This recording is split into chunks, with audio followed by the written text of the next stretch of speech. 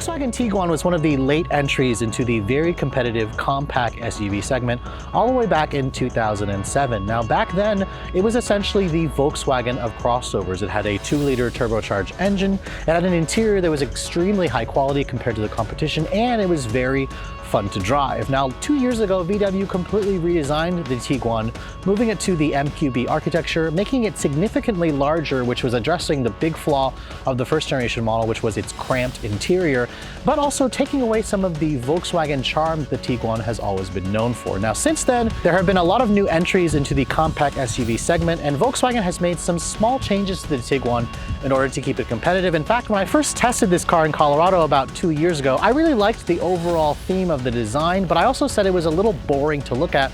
So in response to that, VW has added a new R-Line Sport package for the 2019 model year. So after 2 years on the market and all the new competition that constantly shows up, the big question I want answered, how does the 2020 Tiguan R-Line stack up? That's what we're here to find out.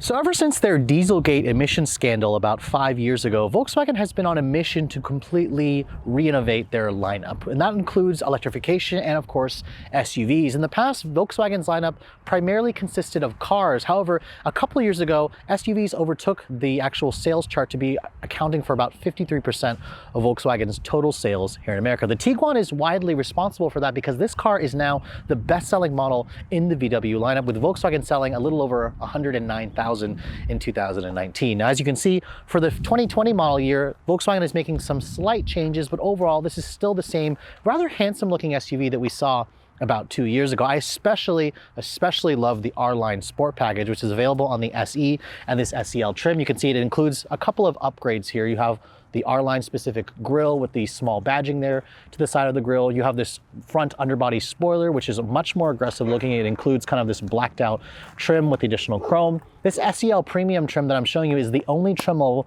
to give you full LED headlights. That's right, if you guys are looking for LED headlights on the Tiguan, you have to go all or nothing with the highest trim, which is really confusing to me because cars like the Jetta, cars like the Arteon, cars like the Atlas come standard with full LED headlights. So as you can see, LED low and high beam, LED turn signal, LED daytime running lights. Unfortunately, the fog lights are just a halogen bulb, which is a little disappointing. But overall, I think this car in the gray exterior color looks good with the R-Line package. Although personally for me, I'd probably prefer a white exterior to kind of go with the black accents of this car. Now, when I first saw this thing about 2 years ago, I definitely was complaining very loud and clear about the boring look. And as you can see, the R-Line package really kind of rectifies that. I would say this car has the best looking wheel design in the mainstream compact SUV segment. As you can see, it's a 20-inch wheel wrapped in 255 by 40 width tires. You cannot find a rim or tire package like this on any other mainstream competitor. It really gives the Tiguan a nice, confident, sporty stance to it, and really helps it stand apart from a lot of the competition. Now, one of the things about this new version when it came out 2 years ago, Volkswagen literally supersized this thing. At an overall length of around 186 inches long, this is 17 inches. That's right, I said 17 inches, more than 2 feet longer versus the original Tiguan, which was honestly a little bit small for the segment. Its wheelbase at around 2 feet is 24 inches. Oh, did I say? You said over 2 feet. Oh, sorry. I was thinking it was 14 inches, but my bad. Sorry. A foot and a half. Sorry. So looking at the rest of the dimensions of the Tiguan, as you can see, when VW first introduced this second generation model 2 years ago, they seriously supersized it because they made it 17 inches longer than the first generation model. That's about a foot and a half longer versus the previous generation.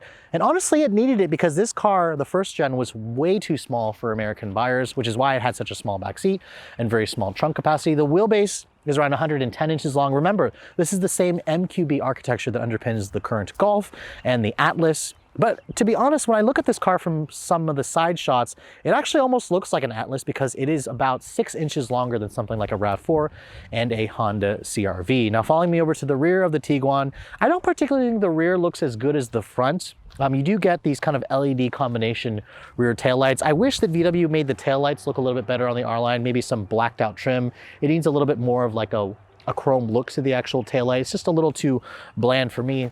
You can see the rear bumper treatment is slightly modified. It's got some piano black plastic. It's got a rear integrated look to the exhaust system here. But overall, it's a little bit more plain. I'm surprised there's not a single R-Line badge at the back of this car. There's only an R-Line badge in the front and in the side of the vehicle. Now, opening up the trunk, because Volkswagen supersized the Tiguan this year, you get significantly more cargo space. Now, my tester here does not have the optional third row. It's one of the few compact SUVs that offers a third row for about 600 bucks. It's mostly reserved for children, but when you don't have the third row, you get around 37 cubic feet of space back here. That essentially matches that of what you're going to get from a Subaru Forester or a Honda CR-V. Fold down the second row seats, you get around 75 cubic feet of space. That is roughly 15 more cubic feet versus the first generation Tiguan. If you do get the third row, it's going to eat into the space a little bit. VW says you get around 31 cubic feet of space with the third row seat down.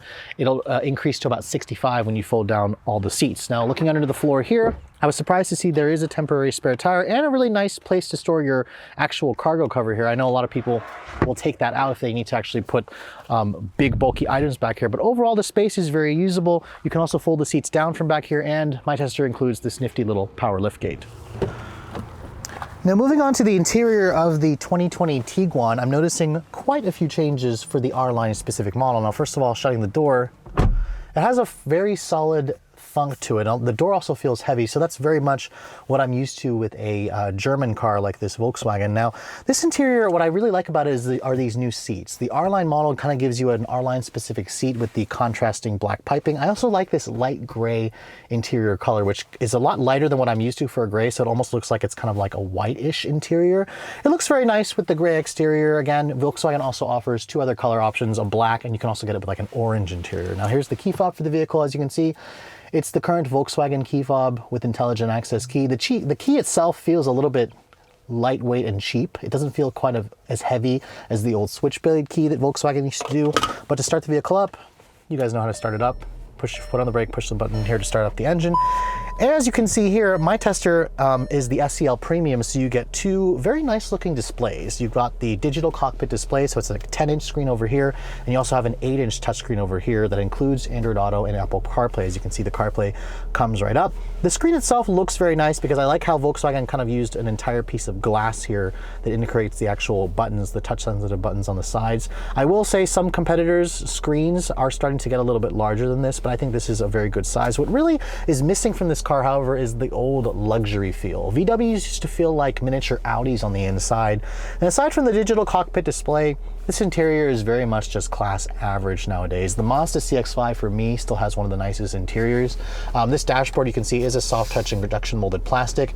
It's also soft touch up here. There's like a silver-ish carbon fiber look plastic trim with more of the dark silver trim accenting the actual bezel here of the infotainment screen. There's a small little storage area over here where it's rubberized, so whatever you put in there is not going to fly around. The door panels are also soft touch. They're the same material that's on the dash. So overall, it's very class competitive, but it's sad to me how it doesn't feel class leading anymore. Now, as you can see here, Volkswagen has not updated the Tiguan with the Atlas Cross Sports new steering wheel with the new emblem here. So this is the older steering wheel. It has this little R-Line badge here at the bottom, which kind of reminds me of the Golf R's badge, which is a little confusing to see that here. The steering wheel, as you can see, tilts and telescopes. It's also a heated steering wheel, which is nice. It offers a good amount of adjustability. The center stack here, as you can see, you guys have shown me or seen me show this before. When you put the vehicle to reverse, it gives you a very nice backup camera with a full 360 view as well, which is very nice. You can access the 360 camera by pushing a button here on the center console, which again allows you to show a top-down view. The camera quality is very nice resolution for something that's just a mainstream car, so I'm very happy to see, VW step up their game in terms of the infotainment system. I just wished it looked a little bit more special. This looks very just average to me when you look at the segment. Now down here you can see a lot of buttons and knobs here for your automatic climate control. It's just a dual zone. You get 3-level heated seats, but sadly VW doesn't offer cooled seats on this car, which is confusing to me considering the Jetta. The Jetta is a cheaper car and it offers cooled seats, so I think VW needs to quickly rectify that. I expect them to do that probably for the 2021 model year whenever this car gets a small little refresh. This controls the 8-speed automatic transmission.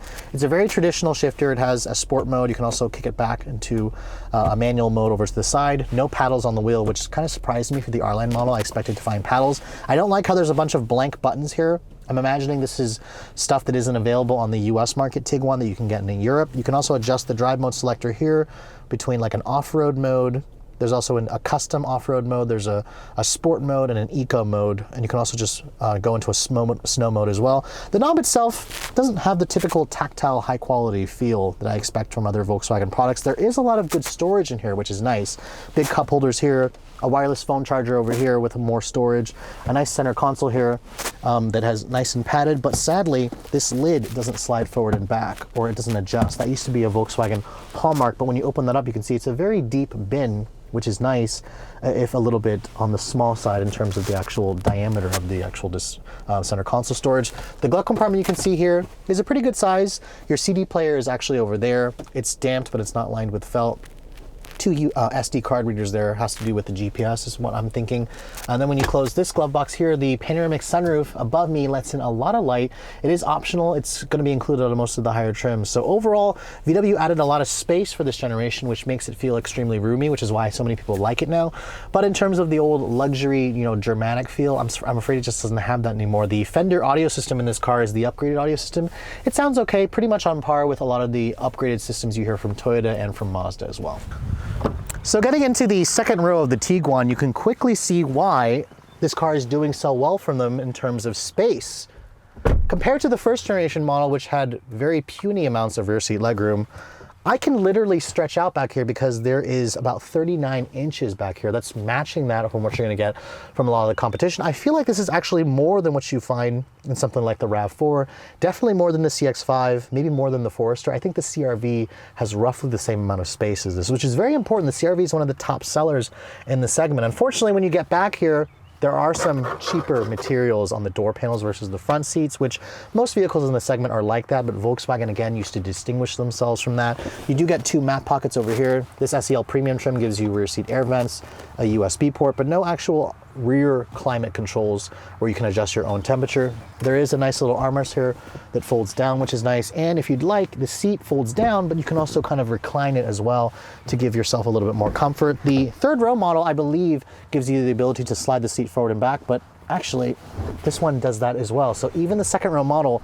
allows you to slide the seat forward and back, which can give you more space in the trunk area, or you can bring it all the way back for class-leading amount of legroom. So overall, the back seat is very usable. If you guys are actually looking to put full-size adults back here or child seats, the Tiguan is one of the tops in the class for space. Now, when I first drove the Tiguan in Colorado 2 years ago, I complained about its powertrain. And unfortunately, for 2020, if you guys go for the R-Line package, there isn't additional power. And that's where I think Volkswagen dropped the ball on the R-Line package. You still have just one engine choice here in America. It's the company's 2-liter turbocharged direct injection 4-cylinder engine, TSI. That's what the engine essentially means when it has direct injection.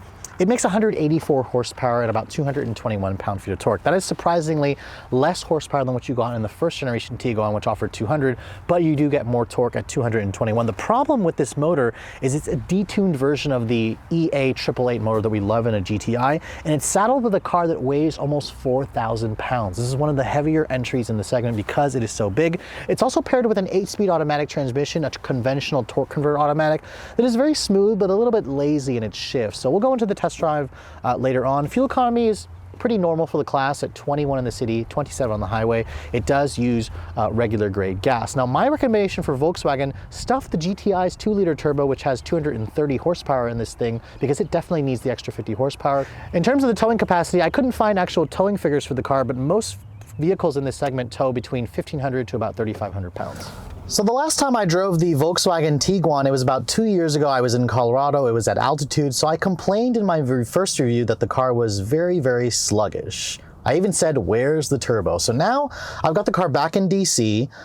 We are at sea level here. It's a little bit of a rainy day today, but let's see if I still feel like the Tiguan lacks a little bit of power.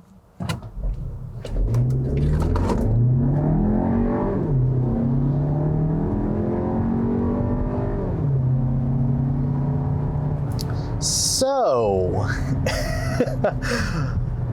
driving this car is definitely bringing back some memories. This car still drives pretty well. I mean, it has a remarkably good chassis. The MQB platform is a great place to spend time. Unfortunately, this platform has been burdened with a lot of weight. It's almost 4,000 pounds, and it's also burdened with an underpowered 4-cylinder engine. Now, this 2-liter turbo is literally, again, making me say, where the is the turbo Volkswagen? It almost is like the turbo fell off the car as I was driving this thing down the road, because when I put my foot down, it's paired with this 8-speed auto that is pretty lazy to shift. Now, don't get me wrong, it is smooth shifting, and I can see why VW went with a conventional torque converter automatic, but even in sport mode here, I have it in sport mode in the chassis and in sport mode in the transmission in S, put my foot down, past the click point, and there's still a noticeable delay as the transmission gets out of its top gears. Once it finally gets going, above 3, there is decent power. This does feel quicker than when I last drove the car in Colorado at altitude, obviously. But when you compare this thing to the turbo CR-V, the CX-5 Signature with its turbo, the RAV4 Hybrid, even the gas engine RAV4, which is a little bit sluggish, feels slightly quicker than this. Because if you look at the 0 to 60 times, this car probably takes about 8.5 seconds to get to 60, which is pretty lethargic, even by like compact SUV standards. This is kind of on par with the base engine that you get, or the only engine that you get in the Subaru Forester, which I complain is one of the slowest entries in the segment. The Rogue is also pretty slow like this. Even though this car has 221 pound-feet of torque, that should help with low-end response. Now let me try again from a stop here. I'm gonna just Let's try brake torquing it actually slightly. So I'll put the stability control, let's turn off the start stop. Actually, I can't turn off the stability control from a button. You have to go into the actual system here. So let's do that really quick. Although I don't think, okay, so CarNet settings, go to car settings, very annoying. Let's do sport. So let's try doing a little brake torque here.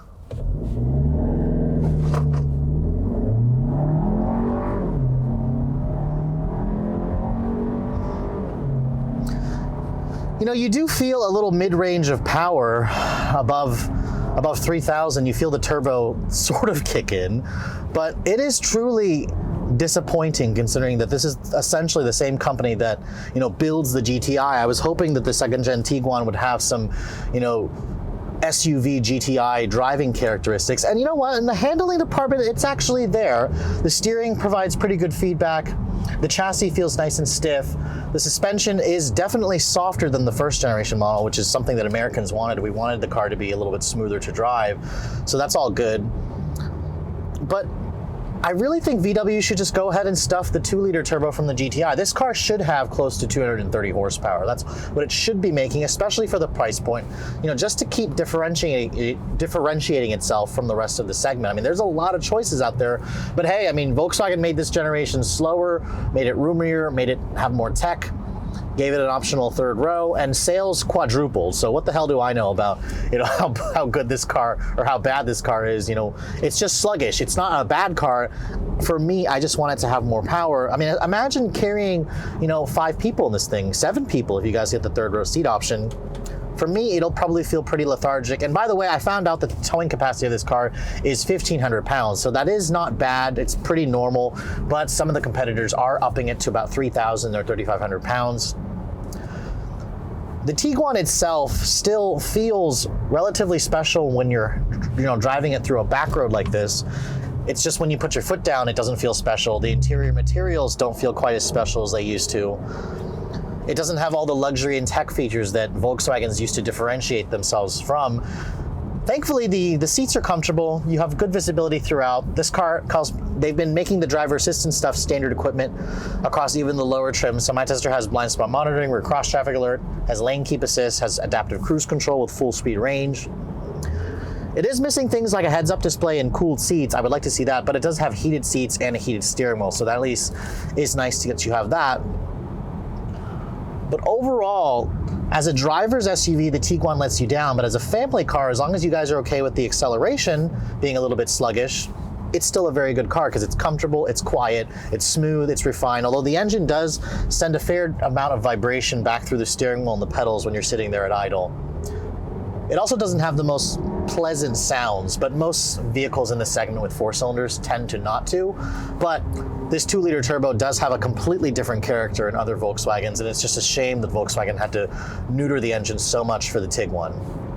So here in America, if you guys are looking to buy a new compact SUV, there are seriously way too many options to choose from. I mean, the 2 norm picks are the Toyota RAV4 and the Honda CR-V, but everybody has one of those vehicles. So cars like this 2020 Volkswagen Tiguan certainly make an enticing proposition. And as you guys saw, the interior of this car is full of the space that people in America really want. It also has a lot of the tech features that people like. It has a design, especially when you guys look at the R-Line model, that really stands out from the crowd. I love the 20-inch wheels that this one particularly gives you. But really where the Tiguan falls short for me has to do in the overall engine technology. I want this car to have an additional 30, 50 more horsepower because 184 just doesn't cut it. 0 to 60 in around 8.5 seconds is a little bit on the slow end, especially if you start packing this thing with cargo, with people, it's going to make it significantly slower. And the problem with the Tiguan is it's significantly heavier than most of the competition. But even though it is heavier, because it rides on the MQB platform, the Tiguan still handles very well. I just think that if they're going to do an actual R-Line model, they should have given us more power. The same motor from the GTI would have been a nice addition. And really the Tiguan is an enticing option if you guys are looking to stand out, because even though VW sold a little over 110,000 of these last year, you don't typically see too many of these on the road, especially when you see all the CR-Vs, all the RAV4s. The Tiguan is definitely an enticing option. Now, at a starting price of just under $25,000 for the base model, I imagine most of you probably wouldn't go for the S. Add about $1,300 if you guys want all-wheel drive. This particular one here is the Mac Daddy of the Tiguan lineup. It's the SEL Premium. It's the only one to give you basically full LED headlights and that digital cockpit display, which looks fantastic.